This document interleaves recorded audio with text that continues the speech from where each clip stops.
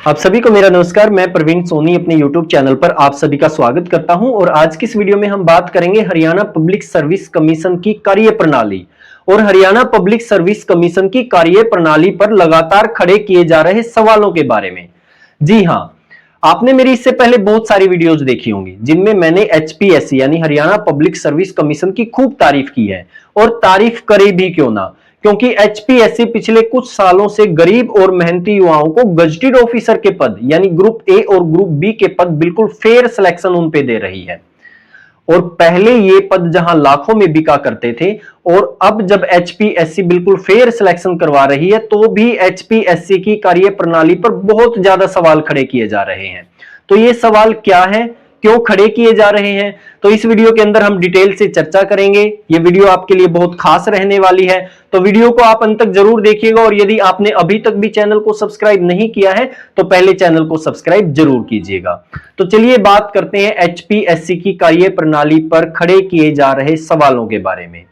मैं आपको बताना चाहूंगा कि ये सवाल कब से खड़े किए जा रहे हैं। तो ये सवाल तब से खड़े किए जा रहे हैं जब से एचपीएससी ने अपनी नियुक्ति प्रक्रिया के अंदर चेंज किया है। और ये चेंज क्या किया है, पहले एचपीएससी कुछ पदों के लिए ऑब्जेक्टिव और इंटरव्यू के बाद नियुक्ति प्रदान करती थी, लेकिन कुछ समय पहले एचपीएससी ने इस प्रक्रिया में एक पेपर को और ऐड कर दिया है। यानी पहले अभ्यर्थी को ऑब्जेक्टिव पेपर देना होगा, उसके बाद सब्जेक्ट नॉलेज टेस्ट यानी सब्जेक्टिव पेपर देना होगा और फिर उसके बाद इंटरव्यू देना होगा। तो जो ये सब्जेक्ट नॉलेज टेस्ट को ऐड किया गया है, इसी सब्जेक्ट नॉलेज पर सबसे ज्यादा सवाल खड़े किए जा रहे हैं। तो आखिर ये सवाल हैं कौन से, उससे पहले मैं आपको बताना चाहूंगा कि हरियाणा पब्लिक सर्विस कमीशन का थीम वाक्य है योग्यता, पारदर्शिता और निष्पक्षता। योग्यता का यहां अभिप्राय है कि एचपीएससी उन्हीं अभ्यर्थियों को नियुक्ति प्रदान करती है जो एचपीएससी की योग्यता आधारित कसौटी पर खरे उतरते हैं। यानी जो अभ्यर्थी नियुक्त किए गए हैं वो पूरे तरीके से इस भर्ती की योग्यता रखते हैं। तो अब इस योग्यता शब्द पर बहुत ज्यादा सवाल खड़े किए जा रहे हैं और इन सवालों को खड़ा किया जा रहा है इन्हीं भर्तियों के अभ्यर्थियों के द्वारा। इनका कहना है कि जो अभ्यर्थी योग्यता आधार पर नियुक्त किए गए हैं वो ठीक है, उनकी योग्यता है, वो योग्यता रखते हैं, लेकिन जो बाकी के युवा हैं तो कुछ युवा ऐसे भी हैं जिनकी योग्यता को एचपीएससी ने दरकिनार किया है। यानी कि वो किसी भी मामले में नियुक्त हुए अभ्यर्थियों से कम नहीं है और उन्होंने भी उन्हीं योग्य अभ्यर्थियों के द्वारा सभी प्रश्नों के सही उत्तर लिखे हैं। यानी कि 15 के 15 क्वेश्चन के सही उत्तर लिखे हैं, लेकिन जहां उनको 8 से 10 नंबर मिलने चाहिए थे एक प्रश्न में, वहां उनको 3 से 4 नंबर दिए गए हैं। यानी कि वो सवाल खड़ा करते हैं कि एचपीएससी जो सब्जेक्ट नॉलेज टेस्ट की चेकिंग करवाती है वो चेकिंग सही नहीं है और उनकी उत्तर पुस्तिकाओं का जो आंकलन किया जाना था वो सही तरीके से नहीं हुआ है, इसलिए उनका जो सब्जेक्ट नॉलेज टेस्ट है उसमें वो डिस्क्वालीफाई हो गए हैं। उसमें वो मिनिमम 35% यानी कि 35% अंक भी नहीं ले पाए हैं तो वो डिस्क्वालीफाई हो गए हैं। और कुछ ऐसे ही युवा और भी हैं जिनका कहना है कि उन्होंने पिछली बार जो मेवात कैडर के लिए वैकेंसीज निकली थी उनके लिए उन्होंने अप्लाई किया था और उनकी जो रिजल्ट आया था उसमें वो टॉप 10 में थे। यानी मेवात कैडर के लिए बहुत कम वैकेंसीज आती है और हरियाणा कैडर के लिए मेवात कैडर की कंपेयर में बहुत ज्यादा वैकेंसीज आती हैं।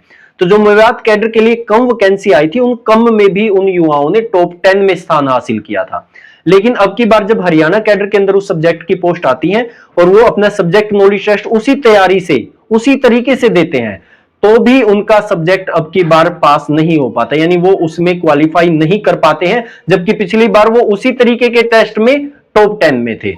तो उनका भी ये सवाल है कि हमें समझ ही नहीं आ रहा कि हम डिस्क्वालीफाई कैसे हुए, यानी कि हमारे पेपर अच्छे से चेक नहीं करवाए हैं, उनका भी ये कहना है। और कुछ युवा ऐसे भी हैं जिनका ये कहना है कि वो पीएचडी है, नेट है और जो सब्जेक्ट नॉलेज टेस्ट है उन्होंने मन लगा के तैयारी की है और जो 20-30 क्वेश्चन डेली अभ्यास किया करते थे घर पर और महीनों से कर रहे थे, तो जब उन्होंने सब्जेक्ट नॉलेज टेस्ट देखा तो उन्हीं सवालों में से 15 क्वेश्चन उनको मिल गए और उन्हीं 15 पर उन्होंने अपना 100% दिया, यानी कि अच्छा लिखा, लेकिन उसके बावजूद भी वो सब्जेक्ट नॉलेज टेस्ट को क्वालिफाई नहीं कर पाए हैं।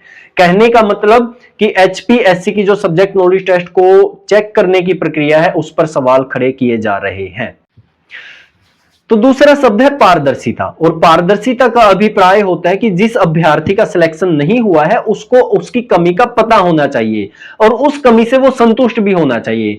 यानी कि अभ्यर्थी संतुष्ट हो कि हाँ, मेरा इस कारण के चलते मेरा सिलेक्शन नहीं हुआ है। लेकिन जब एचपीएससी के लिए पेपर देते हैं सब्जेक्ट नॉलेज टेस्ट और उसमें कैंडिडेट डिस्क्वालीफाई कर जाता है तो वो आरटीआई लगवाता है एचपीएससी के अगेंस्ट, और आरटीआई में वो जवाब मांगता है कि मैंने तो 15 के 15 क्वेश्चन किए थे, सही उत्तर दिया था, तो मेरी कॉपी दिखाई जाए जिसमें मुझे पता चल जाए कि आखिर मैंने गलती कहां की है।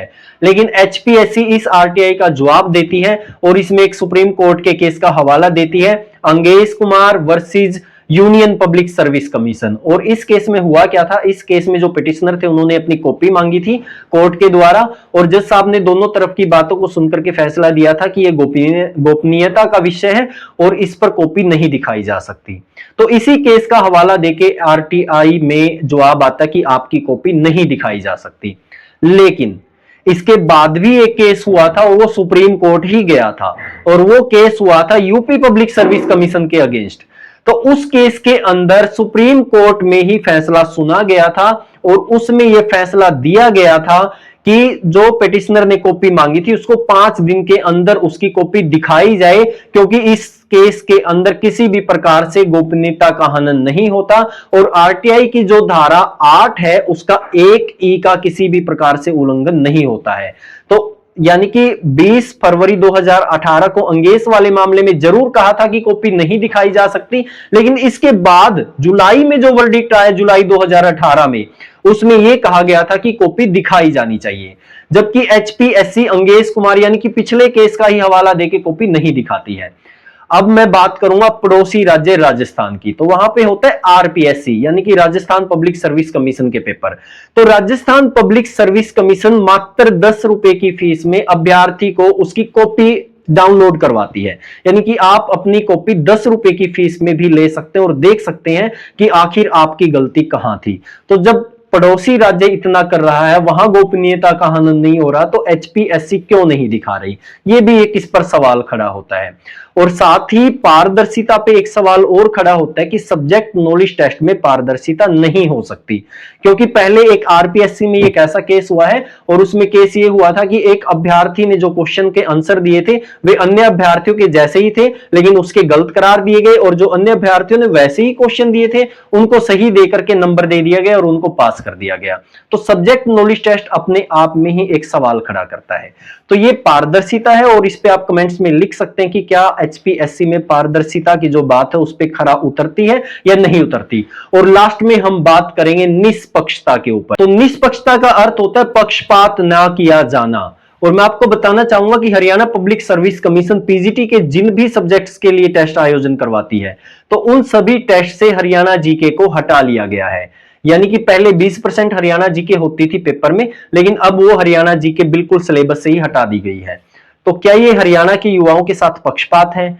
हरियाणा के ही युवा है, हरियाणा की ही एजेंसी है, हरियाणा के लिए ही जॉब करनी है, यानी नियुक्ति हरियाणा में ही होनी है और फिर हरियाणा का ही नॉलेज नहीं पूछा जाता, जबकि राजस्थान, उत्तराखंड, हर स्टेट, यूपी भी बहुत ज्यादा अपनी जीके को पेपर के अंदर डालती है।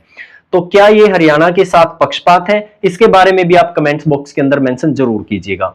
और एक और निष्पक्षता पर सवाल खड़ा किया जाता है और वो सवाल ये है कि मेवात कैडर को अलग से कैडर बनाया गया था 1980 में, और वो इसलिए बनाया गया था ताकि मेवात का जो इलाका वो पिछड़ा है और उसके विकास के लिए अलग से ध्यान दिया जा सके, यानी कि भर्तियां अलग से हों, उन पर विशेष ध्यान दिया जा सके। लेकिन हरियाणा पब्लिक सर्विस कमीशन में जो मेवात कैडर और हरियाणा कैडर की वैकेंसीज निकलती हैं तो उनके लिए एक ही फॉर्म भरवाया जाता है, उनके लिए हजारों युवा पेपर देते हैं, लेकिन फिर भी मेवात कैडर की पोस्ट कैसे खाली रह जाती हैं। यानी कि मेवात कैडर की बहुत ज्यादा पोस्ट और कई सब्जेक्ट तो ऐसे हैं जिनमें सारी ही पोस्ट खाली रह जाती है, जबकि युवा योग्य हैं और उनका चयन होना चाहिए। यानी कि जो युवा बच जाते हैं सिलेक्शन होने पर, जो बिल्कुल मेरिट लिस्ट से थोड़ा सा नीचे होते हैं, उनको नियुक्ति दी जा सकती है, लेकिन मेवात कैडर की जितनी भी पोस्ट होती है उन पर नियुक्ति नहीं दी जाती, यानी कि वो सीट खाली रह जाती है एचपीएससी के पेपर प्रणाली में। तो ये क्या पक्षपात नहीं है, यानी मेवात के साथ क्या ये निष्पक्षता है? तो ये थे सवाल जो एचपीएससी पर लगातार खड़े किए जाते हैं। इन सवालों के बारे में जो मैंने सुना, जो मैंने रिसर्च वर्क किया और उसके बाद जो मैंने पाया वो मैंने आपके सामने रखा। लेकिन हो सकता है कि आपकी सोच अलग हो सकती है। लेकिन आपकी सोच क्या है इन सवालों को लेकर के? आप क्या सोचते हैं? आपका नजरिया क्या है? कमेंट बॉक्स में मेंशन जरूर कीजिएगा। फिलहाल के लिए इस वीडियो में इतना ही था। आप सभी का धन्यवाद।